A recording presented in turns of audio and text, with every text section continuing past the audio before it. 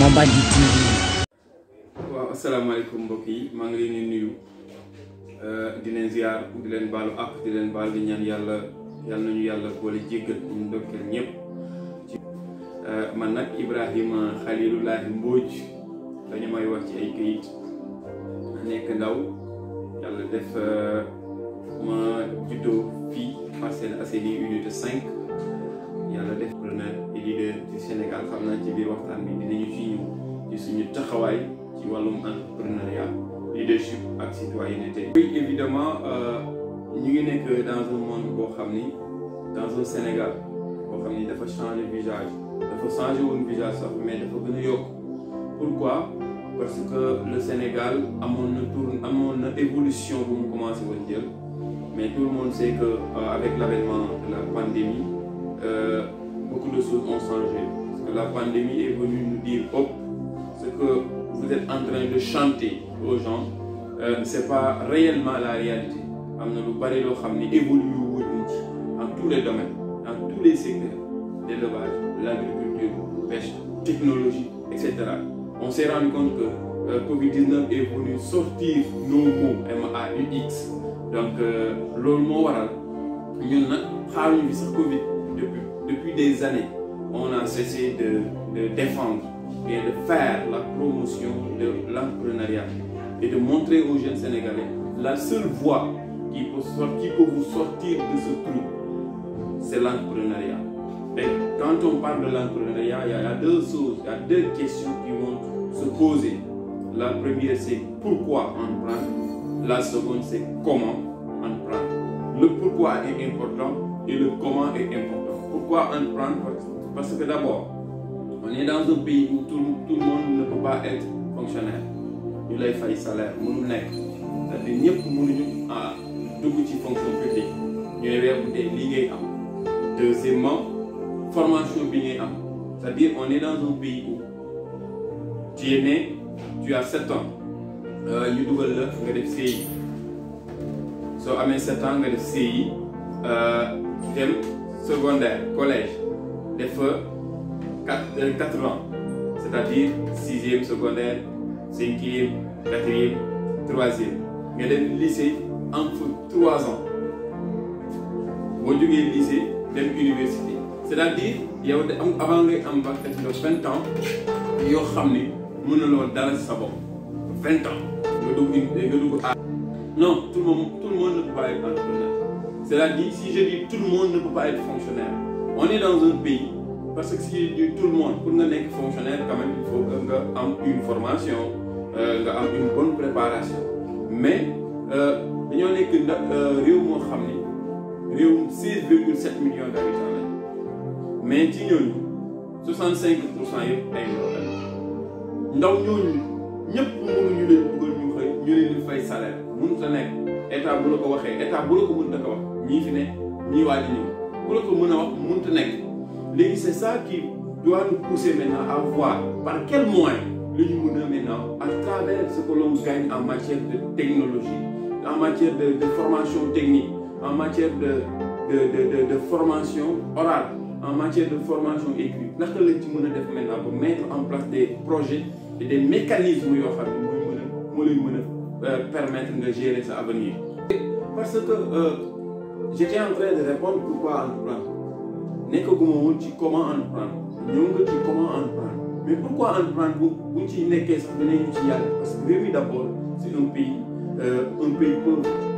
Sénégal réew mu néew doole la ci wàllum koppar ñëpp état mënu leen dugal ñu doon fonctionnaire formation bi ñu formé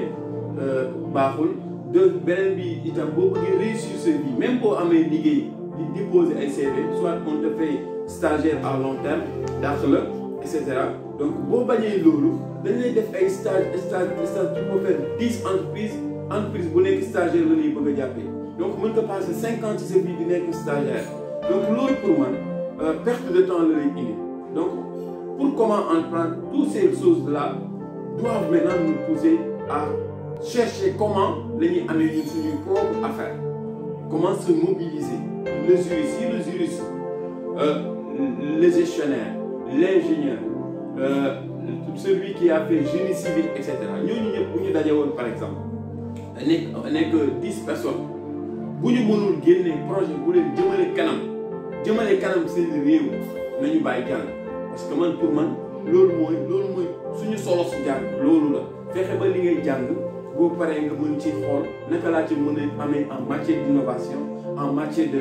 de créativité bu ma jógee ci pourquoi entreprendre ñëw ci comment maintenant entreprendre parce que tout le monde ne peut pas être entrepreneur comme je l'ai dit tout à l'heure tout le monde ne peut pas être fonctionnaire mais tout le monde aussi ne peut pas être entrepreneur malheureusement aujourd'hui au Sénégal sama classe bi ñoo ne entrepreneur te teguñu dara y en a qui nous posent souvent des questions moi par exemple dem naa Dioudoubou c'est dans le département de Goudomp dans la région d'ici am nañ foofu 7 hectares bu ñu benn kii bu mag joxoon mu yore ko fa ñu war fa def wàllum mbay ñi ngi def des recherches ñi ngi ànd ak ay nit ñoo xam ne ñoo gën a xarañ ci domaine boobu pour ne pas faire d'erreur j'ai mis en place un projet d'émission boo xam ni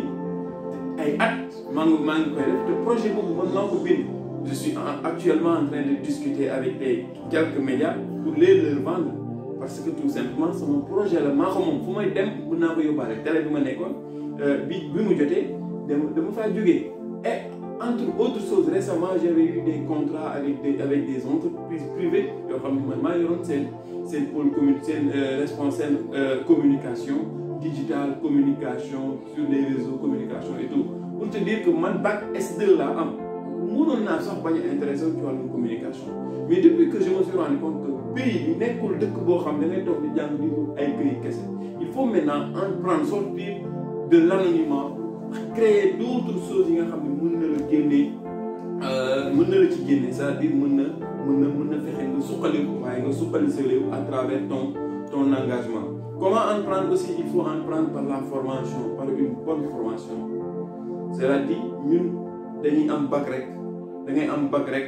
ñu yóbbu la ci école université nga ne da ngay def droit da ngay def lii da ngay def laa et cetera mais malheureusement pour ñun orientation boobu noonu mënuñ ñoo orienté dañu war a fexe orienté ñu ci loo xam ne moo am ci suñu réew parce que man je ne peux pas comprendre nga am bac à l'âge de 28 ans dem université di fa def français wala nga fa def anglais wala nga def espagnol def fa 7 ans pour jàng làkku jàmbur donc tu as 28 ans dans ta vie li nga maîtriser li ci ëpp mooy langue jàmbur je n'ai rien contre ñiy def langue mais pour man loolu c'est une perte de temps pourquoi pas bi nga amee bac xooluloo lan nga mën a fexe def nga xam ne day nekk une formation adéquate ak li nga bëgg a entreprendre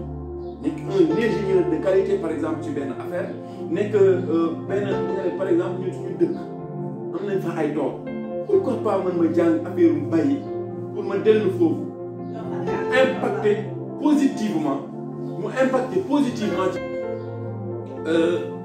formation bi aussi orientation war nañu ko xoolal ak formation bi il faut ñu ñuy jàngal li am si suñu réew pour ñu mën a suqali suñu réew parce que aussi boo nee entreprendre ne agriculture ngay def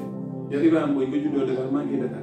xamuloo dara ci agriculture donc li nga mën rek mooy essayer de voir maintenant de côtoyer des gens yoo xam ne ils maîtrisent le terrain yow mën nga nekk un agriculteur mënoo nekk un paysan parce que paysan yi ñoom fa la ñuy juddoo maa ngi ñu jàngale nu ñuy bàyyee mais un agriculteur c'est celui qui il réfléchit il a la tête il a la technique de pouvoir maintenant orienter manager ñi nga xam ne ñoo fa nekk pour fexe xam bu ñu bàyyee ba pare par exemple bàyyi nañu kaani boobu naka la ñuy def ba mu ñëw Dakar bu ñëwee Dakar yan cible la ñuy mën a atteindre yan marché la ñu mën jaar ba mën a fexe ñu jaay ko ba mën ci am ay suuf delluwaat foofu bayaat leneen li ma la wax soo demee dans le secteur de l'élevage meew yu jóge ci nag yi lu alal yu bari moo ci nekk mais ñun ba tey Sénégal dañuy posé wu question lu tax xale yi lu tax ndaw ñi intéressé wuñ trop ci wàllum meew wàllum soow et cetera gars yi ñoo koy jël rek di ñu ci defal ay fromage ñaata meew mooy seetaan télé ñaata publicité meew ngay gis gars yi ñoo koy jël dem defar ko neneen ñëwaat du ñu ko jaay ci suñu réew te loolu yëpp ci suñu réew lay jógee donc pour nga entreprendre d'abord li ngay entreprendre comment entreprendre mooy li ngay entreprendre nga xam ci li ngay dugg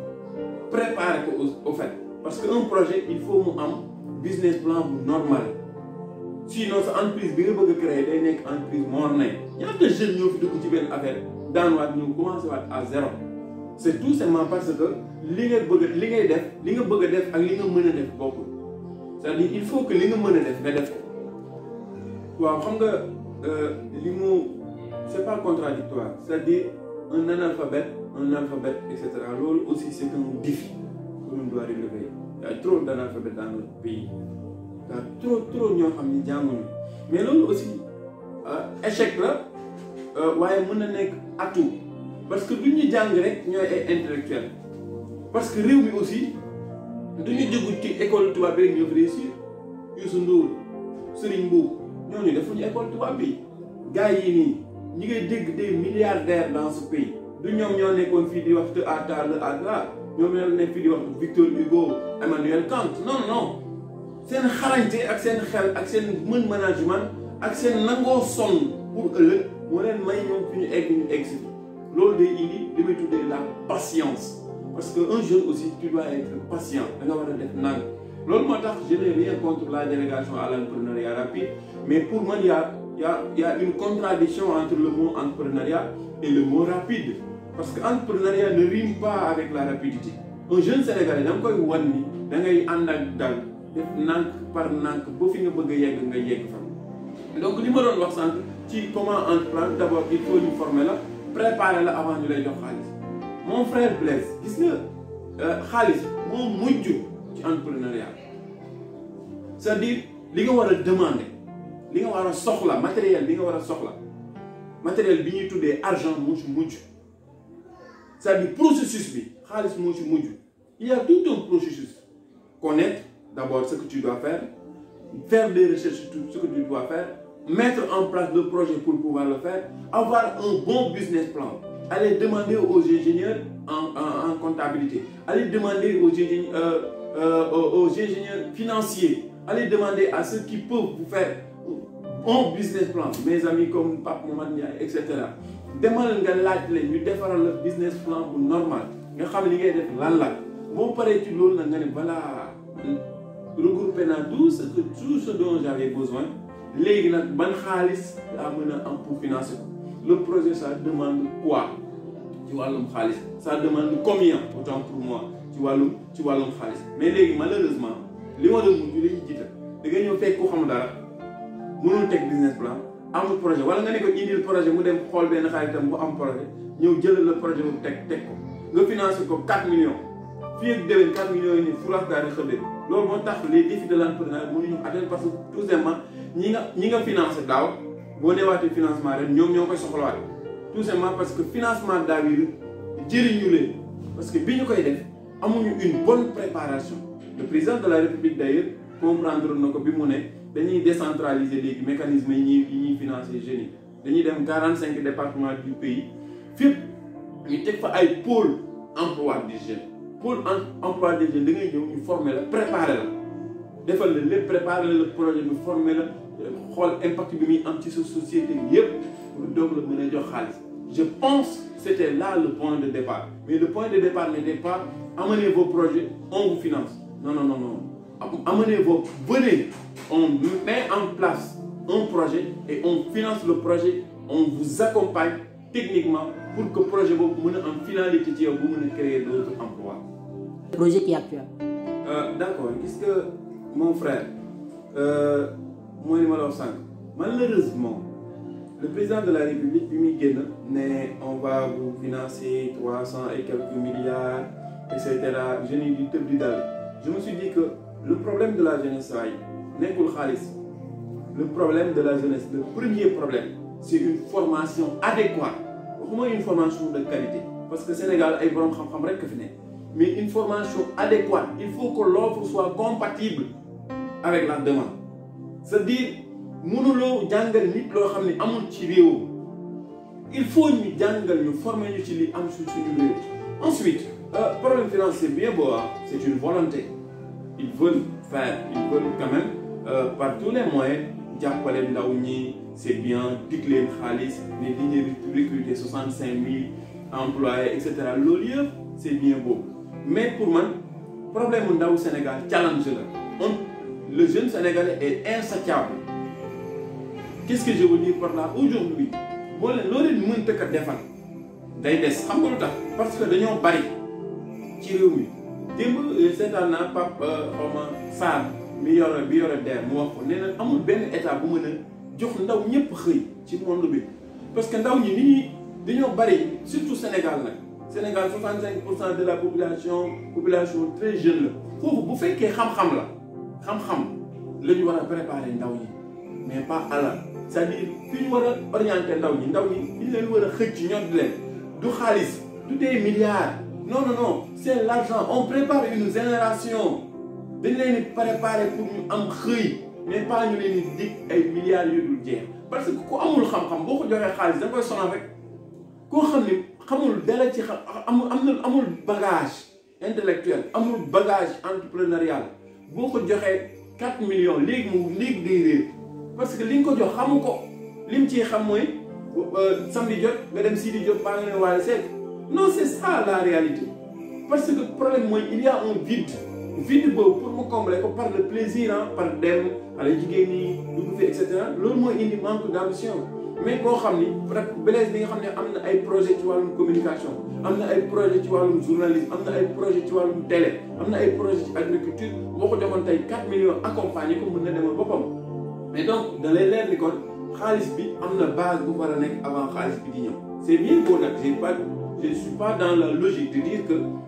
état warul joxe xaalis mais pour moi le vrai challenge les vrais défis de l'entrepreneuriat aujourd'hui au Sénégal c'est que ñu former ndaw ñi ñu préparer leen casser rythme bi nga xam ne moom la ñuy jàngale ngay jàng ñu lay sol ay philosophie di la sol histoire géo di la sol anglais di la sol français nga dem université ñu teg loolu yëpp na la demal anglais nga nekk fa di def anglais di 7 ans am nga 28 ans je me répète 28 ans ci sa vie amuloo benn loo xam ne mën nga ko impacter ci sa réew lu dul may leen easy c'est-à-dire c'est ça les mécanismes il faut que ñu préparer ndaw yi réew mi man je me répète loolu moom du ma denc di ko wax parce que une formation de qualité mooy defar une jeunesse de qualité mais mënuloo bañ a former ndaw yi di leen dig ay xaalis bu doon xaalis rek saa mooy résoudre problème ndaw réew mi résoudre ko bu yàgg parce que dafa am borom xam-xam bu mag boobu bu ne sëñ Abdoul Aziz Al Amin yàlla na yàlla yokk leeram te tax ñu ci barkeem dafa ne benn cérémonie officielle ci gàmmu ci waawoon mu ne xarit ñaar moo ko mën a yàq nga teg ko lu mu mënul maa gàndal ko loo mën pour man li tax état wu Sénégal gouvernement président Macky Sall mënuñu juboo ak ndawi Sénégal mooy soit dañu leen teg ndaw ñi lu ñu mënul wala ñu gàntal leen lu ñu mën ñoom nag ngay xool lan lañ teg ndaw ñi te mënuñu te ndaw ñi mënuñu ko ñu teggi ko ak lan lañ mën defal ndaw ñi te defuñu ko ñu defal leen c'est ça pour xaritoog ñoom il faut ñu teggil leen li ndaw ñi mënul ba pare defal leen li ñu mën ñoom étant jeune soo waaye gis nga réew mi daa rafle ay ndaw yu gëm seen bopp xam seen bopp bëgg seen bopp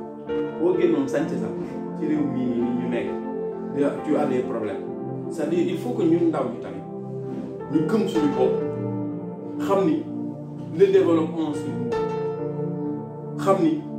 la formation c'est nous xam ni le pays a besoin de sa jeunesse mais de quelle jeunesse ce pays a besoin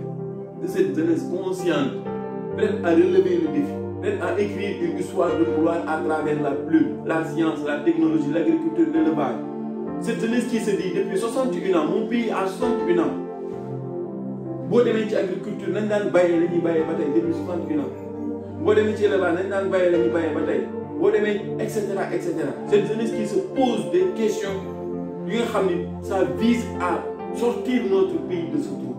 ndaw ñooñu la ñu soxla mais ndaw ñooñu nag il faut ñu am ce qu'on appelle solidarité il faut ñu nangoo jàppalante je l'ai dit récemment à un ami bu ma invité woon ndaw bu këram ma ne ko ndaw Sénégal amuñu problème mu xëy problème mu xol lañu am c'est-à-dire il faut que l'on s'entraide ñu bëggante yaa ngi nii yore sa chaîne YouTube di def ak man émission je pouvais ne pas le faire je pouvais dire voilà c'est mais ndaw Sénégal lépp lu mu aussi minime qu'il soit son projet da nga ko war a orienter di ko jàppale di ko dimbali parce que ndaw ñi ñooy dimbalante à travers le projet ba pare gëm suñu bopp avoir ce qu'on appelle la confiance en soi nekk ay nit ñu patient parce que li tax man mënuma rimer le mot entrepreneuriat ak le mot rapide mooy ndaw da ngay xam ne échec amul soit da ngay jàng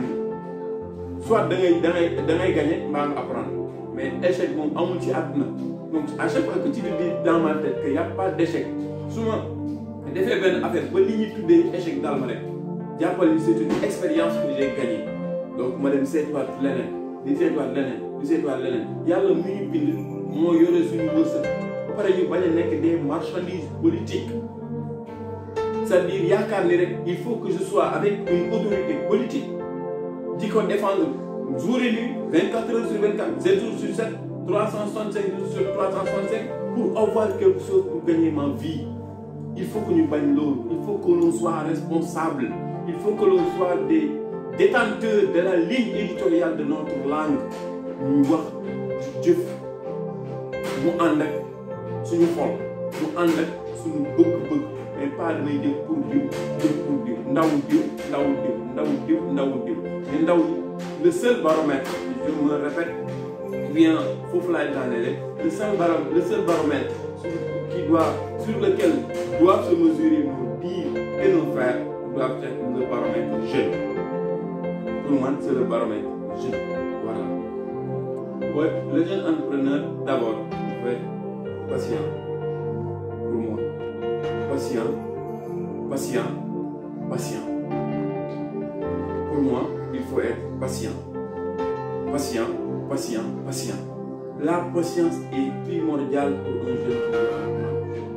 Je ne suis pas un professeur en entrepreneuriat. Je n'ai pas trop d'expérience, mais j'y crois. Dis-toi que tu peux faire. Je ne peux pas, ça n'existe pas. L'impossible n'existe pas. Nga gëm sa bopp. Caractère beneen bi ngay am mooy entrepreneur du yàq. Mon cher, entrepreneur lu muy mujjee génnee ci àdduna mooy xaalis. Waxuma ñu nay na. mais entrepreneur du yàq xam nga yàq mooy man mënuma gëm ni da nga bëgg a entreprendre yore sa projet di entreprendre di déposer ay projet ci état te yore un iPhone 11 tu n'as rien compris yore un iPhone X Max tu n'as rien compris mais commence par ça waxuma la nga jaay ko mais commence par accepter aujourd'hui d'être simple d'être humble de vivre modestement pour que demain nga mën a vivre heureux nga mën a vivre li nga bëgg a dund ak sa njaboot ak sa famille mais boo bëggee dund luxe aujourd'hui bëgg entreprendre aujourd'hui donc demain mënuloo réussir il faut que nga accepter quelque chose aujourd'hui pour que demain fi nga bëgg a yegg nga egg fa donc loolu di dugg ba tey ci patience persévérance et surtout la confiance en soi avoir un caractère wax na man du ma yàq je vis modestement nekk ci samay projet un jour viendra j'aurai beaucoup d'argent mais Youssou Ndour c'est pas pour rien mu tuddee télé groupe Futur Média mu tuddee télé Futur Média bi muy am rajo Futur Média la ko tuddee parce que média c'est le pluriel des médiums il a dit Futur Média sama rajo c'est la rajo Futur des médias c'est une vision ci la dem mu jur télé Futur des médias mu dem mu jur groupe Futur Média qu'est-ce que cela veut dire cela veut dire que moom ñëwul ne rajo rapide média non parce que dafa am vision foo dégg ku lay wax futur waxu la tey léegi loolu qu'est-ce que cela signifie aujourd'hui mën nga tudd télé tudd TFM ci Sénégal mën nga tudd rajo tudd RFM ci Sénégal mën nga tudd groupe commencé au par groupe Futur Média observateur journal mais loolu c'était une vision boo xam ni dafa teg ay jéego egg pour man vision boobu nag le jeune entrepreneur bu nekk war a am looy def rek nga teg ko ay escalier étape par étape bu jël ascenseur mon ami jëlal escalier yi rek fi nga bëgg a yegg di nga fa yegg mais boo bëggee topp gars yi ñu naan la rapide nga jël ascenseur bi da ngay daanu rek te ascenseur xam nga ni ku ci bloqué moom daanu métti ñooy daan voilà. Avant de clôturer mon cher ami je suis content en tout cas vous m'avez offert l'opportunité de pouvoir quand même parler, de pouvoir donner mon avis. Je ne suis pas expert en entrepreneuriat, ni expert en tout. Je suis un jeune qui vit modestement et qui ose donner son avis sur n'importe quel sujet de son champ lexical c'est-à-dire lépp loo ma laaj ci lu nga xam ni xam naa ko lu ma mën a wax incha allah dinaa ci wax. ça ne veut nullement aucunement en aucun cas dire qu'on est des experts ci wàllu boobu modestement la ñuy dund ñu ñu tuddee jeune leader waaw loolu tamit il faut ñu ci bàyyi xel du ñun ñoo ko tuddee suñu bopp mais nit ñi ñoo koy wax yàlla dogal ñu doon ko message bi may wax ndaw ñi mooy ñu góorgóorlu rek ce pays a besoin de nous day metti ngay génn di wax day metti ngay recevoir des retours day metti ngay recevoir des bâtons dans les roues day metti ñuy wër di yàq et cetera loolu yëpp day metti parce que l'obstacle le jeune c'est le problème ndaw ñi loolu la parce que ndaw mooy problème ndaw moom tax Pape Djibril Fall souvent mon ami mon grand ma koy nuyu quand même de passage muy wax ni ndaw kenn du ko dénk ndaw da nga leen di dénk ndaw ñi ñuy xexarante rek ndaw da nga koy dégg mag mu am ñam donc loolu aussi dafa am solo ndaw ñi ñu essayer de voir naka la ñuy fexe ba solidaire naka la ñuy fexe ba jàppalante ñun ñëpp waaye naka la ñuy fexe nag ba taxawal réew mi man li mu ma jaral na ma lépp parce que tout simplement réew mi doon jox nañu lu bari donc bu ñu nekk sànq wax nga ko bi ngay poser question bu ñu nekk seulement des demandeurs mais que chacun se pose des questions lan mooy sama droit avant mooy demande lan mooy sama devoir avant mooy demander samay droit loolu lay soog ma lay remercier frère Blaise di remercier toute l'équipe de Man Bani TV et tous ceux et celles avec qui vous travaillez et tous ceux et celles qui de près ou de loin étaient en train de nous suivre sur Man Bani TV. Je suis là je suis pour vous modestement ay ndaw la ñoo xam bu ñu wax ci suñu xalaat ci sujet dañuy incha allah